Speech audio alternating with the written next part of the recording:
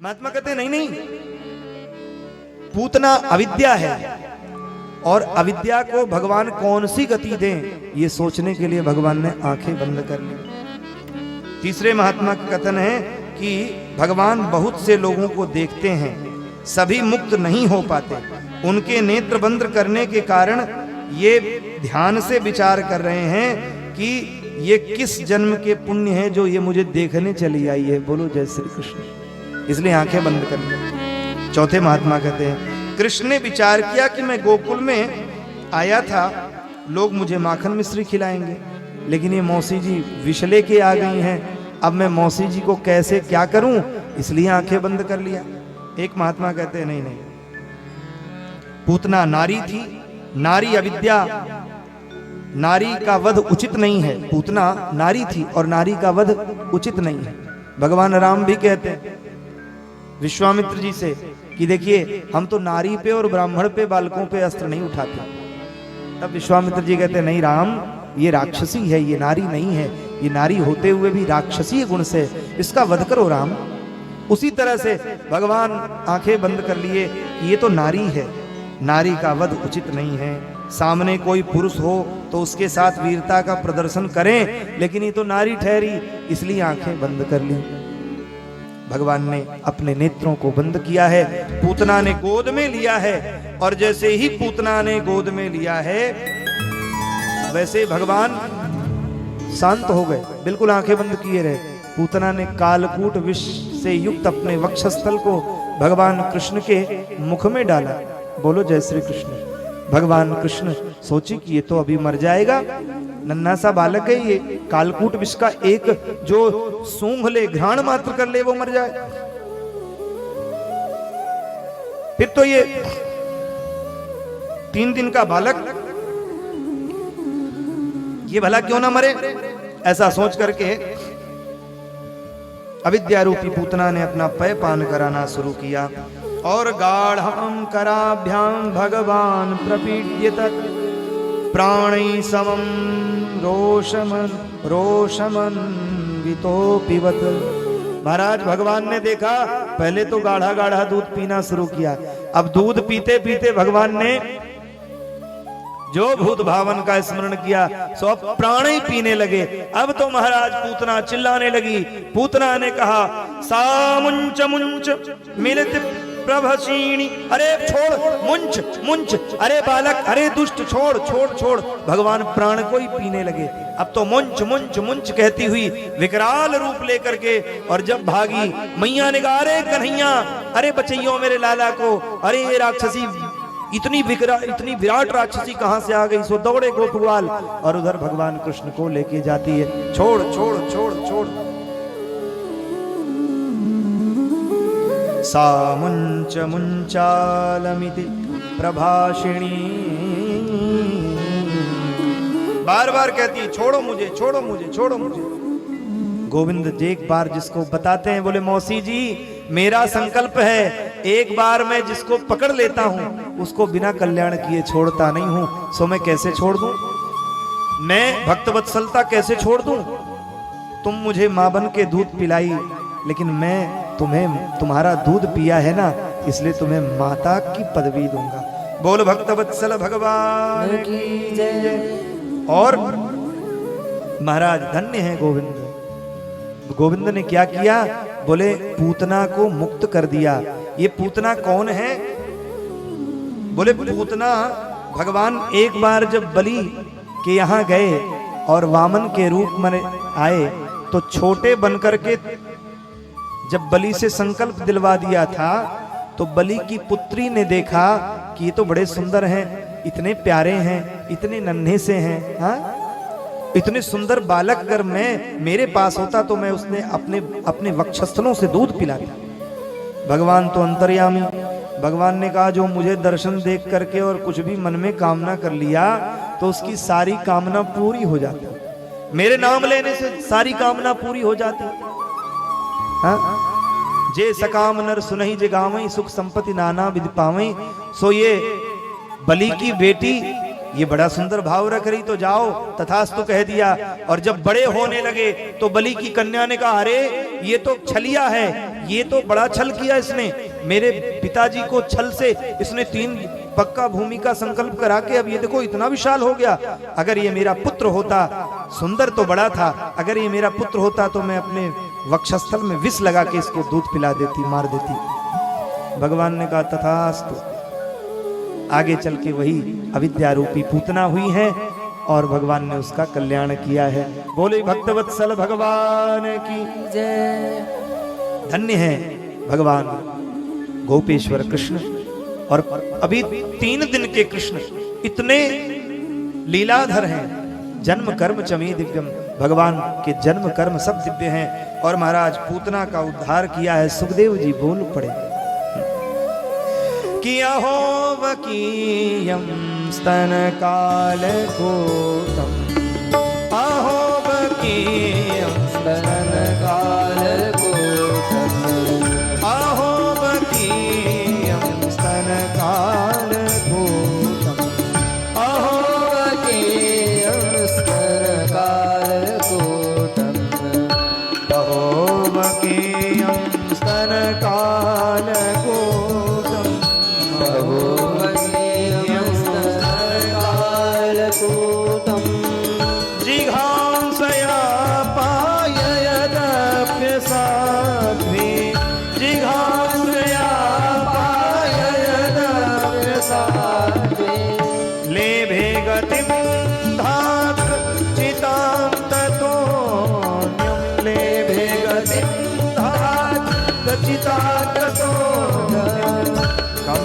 वादयालो शरणं व्रजेम, कं वादयालो शरणं व्रजेम, कं वादयालो शरणं व्रजेम, कं वादयालो शरणं व्रजेम, शरणं व्रजेम। अहो वकीयम स्तन कालकूटम, वारे बकी, ये पूतना धन्य है पूतना। अहो वकीयम स्तन कालकूटम, जिघांसया पाय यदप्य साध्वी, लेभे गतिम धात्रतिताम ततोन्यम, उनको भी अपनी धाय माता का पद दे दिया। कम वा दयालु शरणम ब्रजेन ब्रजेम। सुखदेव जी कहते हैं परीक्षित, ऐसे नंद नंदन मेरे गोप कृष्ण के अलावा कौन हो सकता है। और इस प्रकार से विप्रा मंत्र विदो युक्तै तस्यै प्रोक्तास्तथा शिरः। अब तो सबके सब दौड़े, अरे कन्हैया कन्हैया कन्हैया, मैया गई, गोप ग्वाल गए, अरे मैया देख न तारी के कितनी बड़ी है ये। अरे महाराज बड़ी, बहुत विकराट, बहुत विराट रूप लेकर के 6 योजन का शरीर। अरे राम बोलो जय श्री कृष्ण। बताते हैं पूतना इतनी बड़ी थी कि गोकुल से गिरी तो मथुरा, यमुना जी के ऊपर तक, मथुरा तक जाके उसका शरीर गिरा। बोलो जय श्री कृष्ण। गोपन ने देखी, बोले भैया कन्हैया कहाँ गया? तो वक्षस्थल पे हमारे नन्हे से कृष्ण कलरव कर रहे हैं, खिलखिला के हंस रहे हैं। मैया दौड़ के ले आती हैं। नंद बाबा को पता चली, नंद बाबा आए, अरे राम राम कहा भयो नंद रानी? बोले अरे कहा, क्या कहा जाए, आपके उधर जो है मथुरा में जाते ही एक बड़ी विकराल राक्षसी बड़ो सुंदर रूप लेके हमारे लाला को चुराए ले गई। हाँ, और अजीब से स्थिति में लग रहा है कहीं पत्थर पे वाको पैर टकराए गए, उसको धड़ाम से गिर के मर गई। बोलो जय श्री कृष्ण। बाबा ने कहा आई से मैं माला सटकाए जा रहा हूँ, हाँ, कि हे भगवान मेरे लाला की रक्षा करो, हे भगवान मेरे लाला को कोई नजर न लगाए दे। सो मैं भगवान के नाम को मंत्र जप रहा था, याई के प्रभाव से ये राक्षसी किसी भगवान शंकर के शिवलिंग से ठोकर खा के मर गई होगी। और गोप ग्वालों ने भगवान कृष्ण को अपने गोद में उठा के मैया को दिया। मैया ने वक्षस्थल में अरे मेरा लाल, अरे मेरा बेटा, बड़ा लाड करती हैं और ले आती हैं। और इस प्रकार से भगवान सो रहे होते हैं। एक दिन बीता, 2 दिन बीता, इतने में पता चला कि पूतना मारी गई और उसकी दिव्य शरीर को, पूरा शरीर को गोप ग्वालों ने बड़ी बड़ी कुल्हाड़ियों से काट काट के एक ढेर बना दिया पर्वत के समान, उसमें आग लगा दिया, उसके शरीर से सुगंधी, दिव्य सुगंधी निकलने लगी। सबने कही, बोले ऐसे कौन सा इत्र भैया महक रहा पूरे ब्रजमंडल में? बोले पता नहीं, ये जो मरी मराई पूतना थी या के शरीर से ये सुगंधी आ रही है। जिसको भगवान हृदय माली स्पर्श कर ले, उसके शरीर से तो वासना की दुर्गंध मिटी जाती है, उपासना की सुगंधी उसके शरीर से महक रही थी। सबने, गोप ग्वालन ने बाबा को कही, बोले बाबा देखो अब असुरों का अत्याचार बढ़ रहा है और हमें लग रहा है कंस को पता चली, आसपास के गांव के बच्चन को मारने वाली, हाँ पकड़ने वाली वह महिला राक्षसी थी वो, या से सावधान है जाए सब गोप ग्वाल। सब सावधान भय। एक बार की घटना है, माँ लाला को अपने नजरों से ओझल नहीं करे। सो एक लड़िया समझते, लड़िया बैलगाड़ी वाली जो जिसमें गाड़ी सकट बोलते हैं उसको, सकट के नीचे कन्हैया की, छोटे से कन्हैया का पालना मैया ने डाल दिया और आप अचार सुखवाने के लिए खड़ी हो गई। बोलो जय श्री कृष्ण। हाँ, माताएं होती अचार खटाई बनाई, आपस में गीत गाए रही हैं और उसमें लाला सो रहा है झूलने पल्ले में और सकट के नीचे ही लाला को रख दिया। कंस को पता चली पूतना मारी गई तो उसने ध्यान किया, सक्टासुर आया। सक्टासुर का शरीर नहीं था। बोलो जय श्री कृष्ण। शरीर नहीं था। सक्टासुर आया और सक्टासुर कंस को प्रणाम किया। बोले क्या करें? बोले जाओ मेरे मारने वाले को मारो। सक्टासुर ने कहा ये तो मेरे बाएं हाथ का खेल है। सक्टासुर आया, सकट ने सोचा कि ये नन्हा सा बालक है, पहले तो पता किया तो देखा और तो किसी में तेज दिखा नहीं, लेकिन एक छोटा सा बालक एक सकट के नीचे लेटा है, तो सोचा उसने एक गुलाची मारूंगा ये दब जाएगा। और जैसे ही सकट ने उसको दबाना चाहा, अदृश्य था, दबाना चाहा, सो भगवान ने अपने लात की दाहिने पैर की अंगूठे को थोड़ा सा छुआया।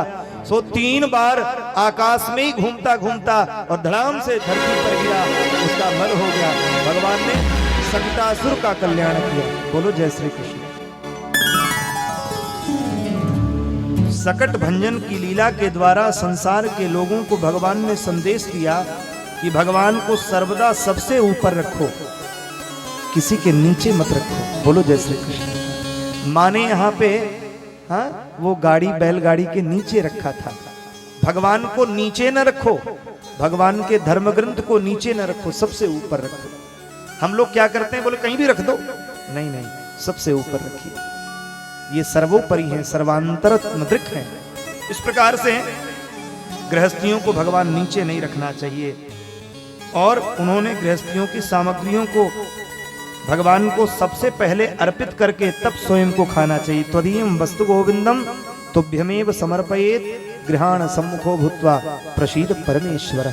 इस प्रकार से भावना करके तब भगवान को भोग लगा करके तब पाना चाहिए। और घंटी बजा करके, क्यों भोग में घंटी इसलिए बजाते हैं क्योंकि गरुड़ जी क्या करते हैं, जैसे प्रधानमंत्री राष्ट्रपति के रसोइया वो चेक करते हैं भोजन में, जब भोजन बन जाता है तो किसी विशिष्ट अतिथि को जाता है तो उसमें चेक किया जाता है। ऐसा तो नहीं कि अति विशिष्ट व्यक्ति है, इनको कोई मारने के लिए जहर डाल दिया हो, तो विष डाल दिया हो, तो चेक करने के लिए लोग चेक करते हैं। यहाँ भगवान के भोजन को कौन चेक करता है?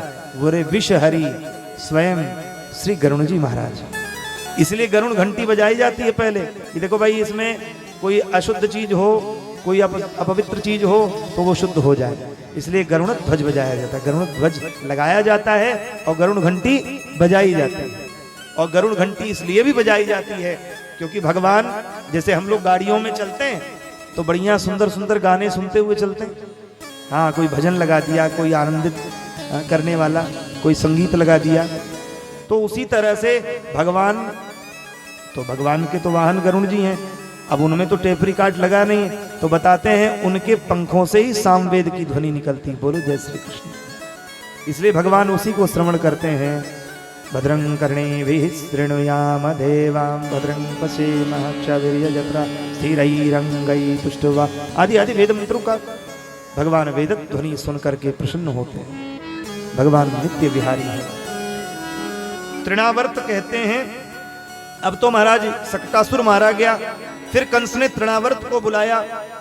तृण कहते हैं, तृणावर्त का अभिप्राय होता है तृणावर्त वध से लीला से भगवान ने बताया। एक तृणावर्त नाम का राक्षस आया, सक्टासुर मारा गया। अब सक्टासुर वापस नहीं आया तो कंस ने याद किया तृणावर्त को। तृणावर्त माने वायु प्रधान है। जब वायु दूषित हो जाती है तो वो आवर्तित होने लगती है, चारों तरफ बवंडल पैदा करने लगती है। और उस समय ब्रजमंडल में बवंडल हो, जहां भगवान हो वहां बवंडल नहीं हो सकता। भगवान ने सोचा वायु तत्व को शुद्ध करना चाहिए। तृणावर्त आया।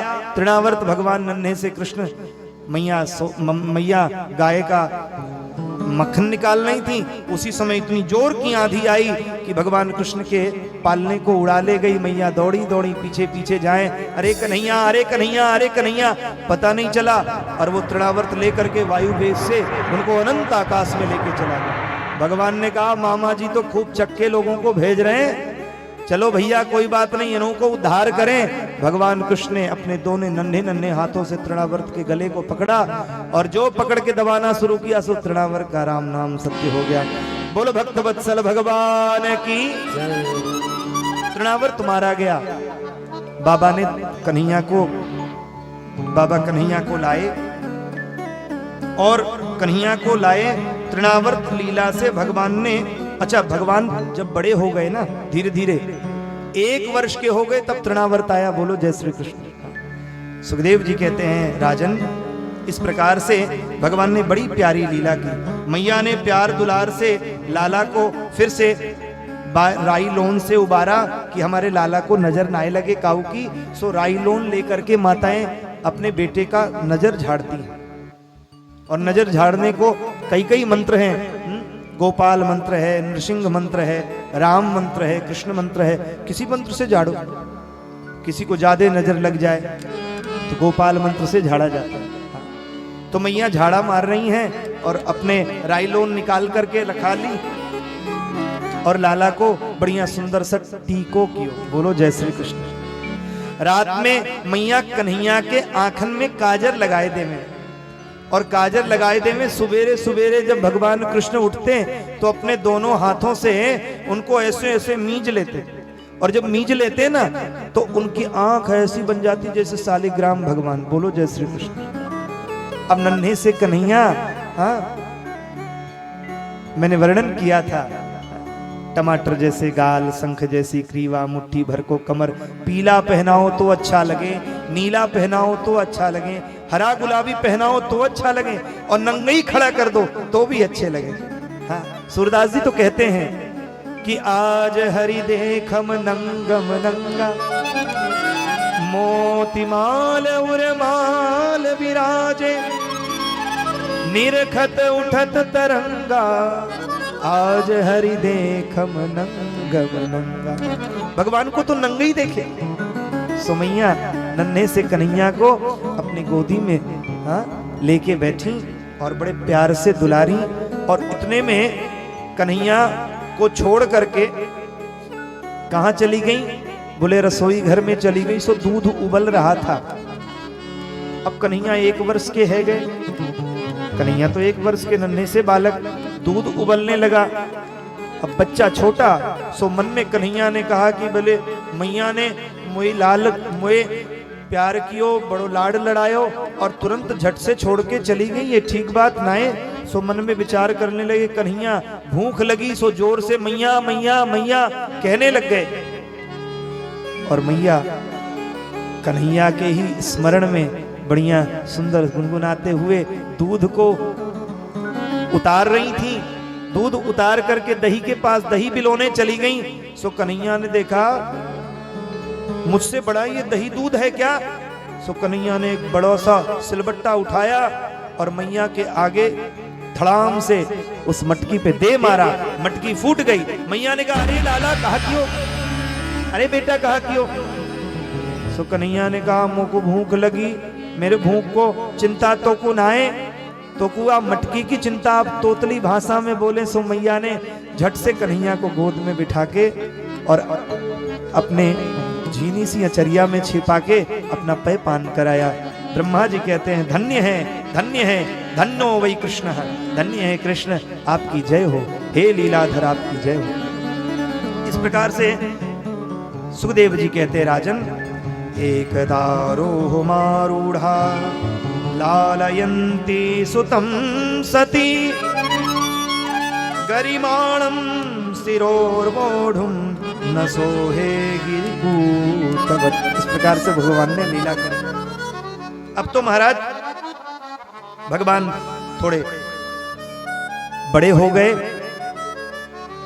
यहां पे भगवान ने बड़ी लीलाएं करी हैं। भगवान नन्हे से कन्हैया, तृणावर्त के पूर्व जन्म का सुखदेव जी ने वृत्तांत बताया कि तृणावर्त पांडु देश का एक महाप्रतापी राजा था, उसका नाम सहस्त्राक्ष था। एक समय वो गंधमादन पर्वत पर स्त्रियों के साथ विहार कर रहा था। संयोग की बात ये, उसी समय वहां महान क्रोधी दुर्वासा पहुंच गए। दुर्वासा जी के आने पे उसने प्रणाम नहीं किया तो दुर्वासा जी क्रुद्ध होकर के श्राप दे दिए कि जा तू असुर हो जा। अब उसने फिर क्षमा याचना की, गिड़गिड़ाया। सो दुर्वासा जी ने कहा भगवान कृष्ण का श्री विग्रह का स्पर्श होते ही तू मुक्त हो जाएगा, जा तू हवा हो जा। वही तृणावर्त आज भगवान के शरीर का स्पर्श करके मुक्त हुआ है। भगवान बड़े हुए हैं। माँ पुनः भगवान की सेवा करने में लग जाती हैं। एक बार की घटना है, हमारे कन्हैया थोड़े थोड़े बड़े हो रहे हैं। अब नन्हे से कन्हैया थोड़े बड़े हो गए। सो वसुदेव जी ने गर्गाचार्य को बुलाया। बोलो जय श्री कृष्ण। क्योंकि वसुदेव जी तो जानते थे ना कि मेरा ही लाला नंद के यहां पल रहा है। नंद जी से ये बात बताई नहीं, बस ये कहे कि अपने लाला को बड़ो सुंदर नाम करिएगा और जो है नामकरण के लिए मैं पंडित भेज दूंगा अपने यहां से, मथुरा से। तो गर्गाचार्य जी आए कंस के यहाँ मिलने, तो वहां पे चुपके से नंद बाबा के यहाँ भी गए मिलने। नंद बाबा के यहाँ वसुदेव जी ने भेजा था कि जाइएगा तो मेरा एक काम करिएगा, मेरे बेटा का नामकरण कर दीजिएगा। अब तो महाराज गर्गाचार्य जी पधारे, ऐसे नहीं आए महात्मा, आए तो वृंदावन के पहले ही, वहां गोकुल के पहले ही रुके। तो जब महापुरुष आते हैं तो सब गांव वालों को पता चल जाता, सब पहुंचे, अरे महाराज बड़े महात्मा आए हैं। नंद बाबा को पता चली, नंद बाबा गए बढ़िया सुंदर फल मीठा लेकर के, बढ़िया दिव्य हार बना करके महात्मा की बड़ी सेवा करी। हो गर्गाचार्य जी पधारे हैं, धन्य है प्रभु, धन्य है, आइए आइए आइए, स्वागत।